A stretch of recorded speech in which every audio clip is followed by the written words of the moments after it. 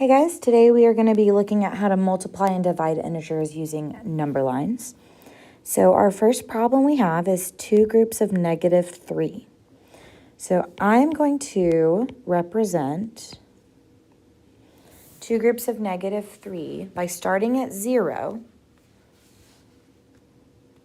and jumping to -3. That represents one group. But I know I have two groups, so I'm going to take another jump the same size, so still size of -3, and that takes me all the way to -6. So two groups of -3 is equal to -6.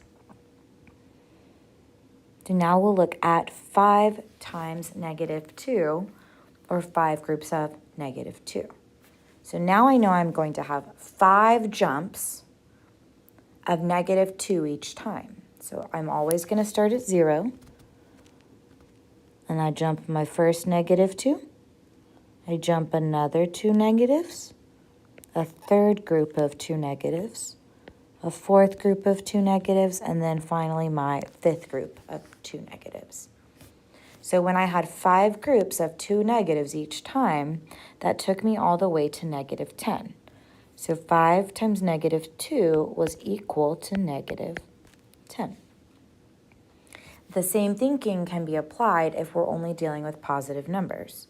So if I have 4 groups of 1, I'm going to start at 0, and my first jump is just 1, but I have 4 jumps to go because I have 4 groups of 1. So here's my second group of 1, here is my third group of 1, and here is my fourth group of 1. So 4 groups of 1 gives me a grand total of 4 units.